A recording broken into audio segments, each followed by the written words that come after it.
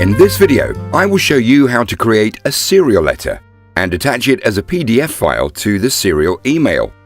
After you've started the emailer, open the already created job in Job Settings. Now open the item Create PDF Attachments and activate the tick box Create PDF Documents with a template. The warning triangle displayed and the error message associated with it gives you a direct note of what still has to be done in the emailer. First, you must select a PDF template.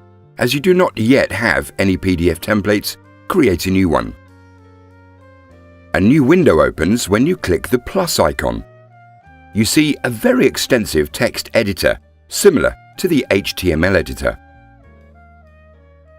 In the top region, you can see a multifunction bar, this time though with a few more submenus.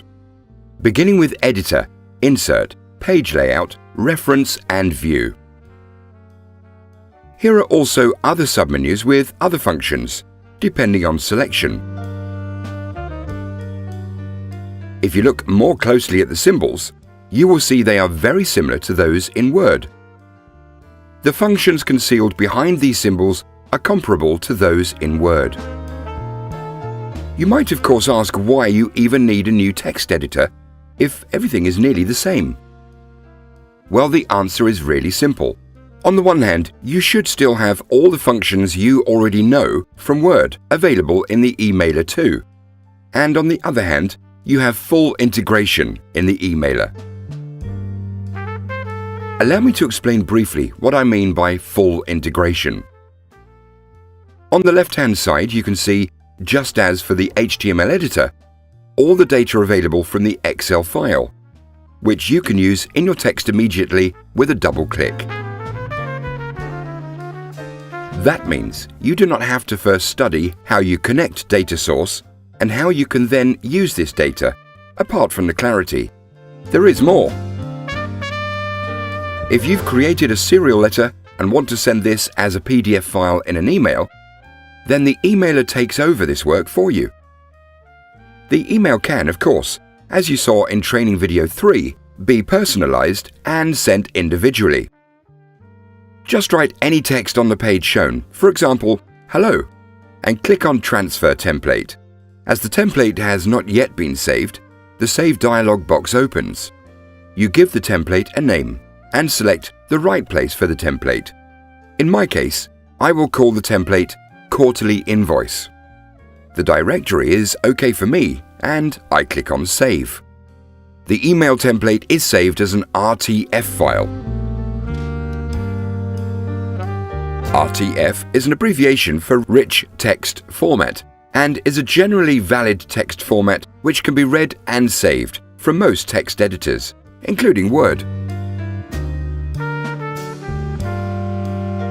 That means that you can use your Word files in the emailer if you save them in RTF format and vice versa. The PDF templates can thus be opened and edited with Word.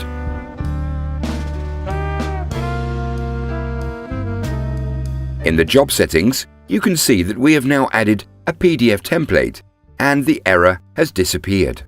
What you now have to do is define what file name the created PDF file should have.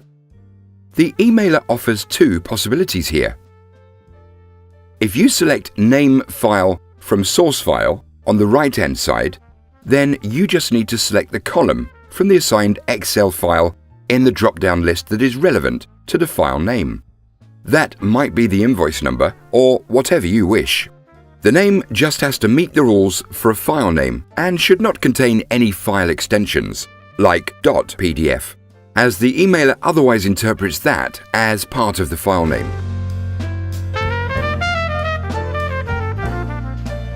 If you select Own File Naming, you can create your own file name with a click on the pencil. The possibilities here are very extensive.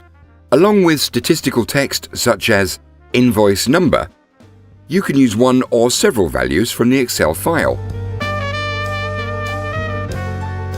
You can also include a date and/or time value, which indicated the time of creation of the PDF file.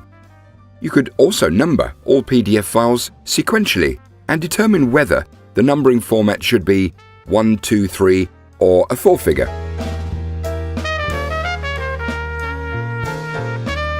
Using the tick box, Save PDF File As.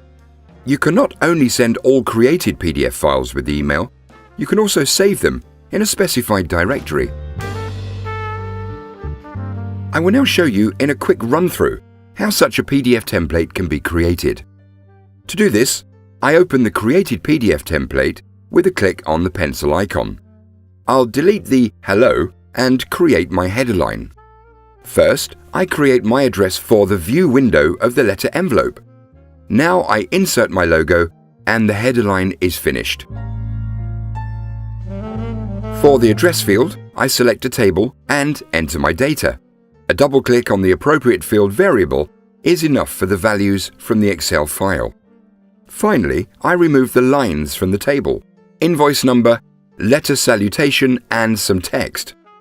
For the invoice item, I select a table again. I enter my text and again transfer a placeholder for the values from the Excel file with the field variables. Now, I will try and make the table look a bit nicer. Not really nice, but hopefully enough to show what I mean. Now I will enter my payment conditions and bank details, and finally insert a footer with my data and my logo.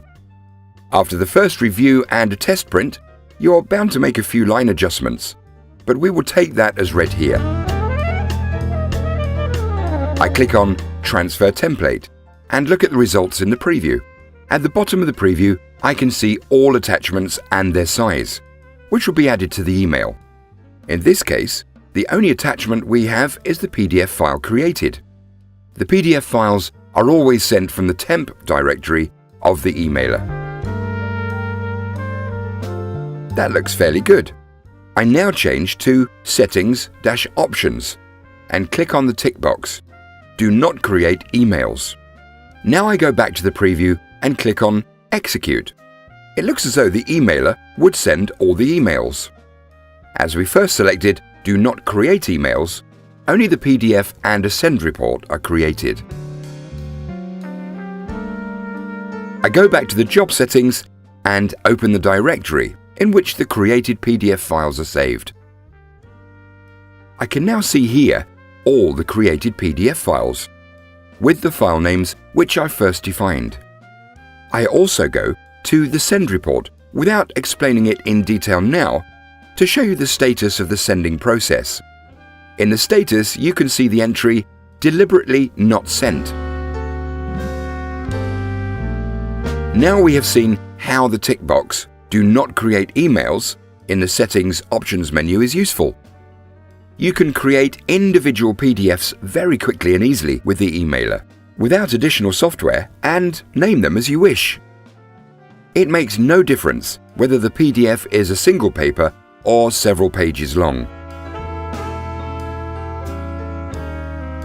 In this video, you've seen how to create serial letters with the text editor to generate individual PDFs from them, which are automatically added to the serial mail as attachments. You also have the possibility of saving the PDFs in a directory, independently of whether you're going to send this PDF file with the email or not.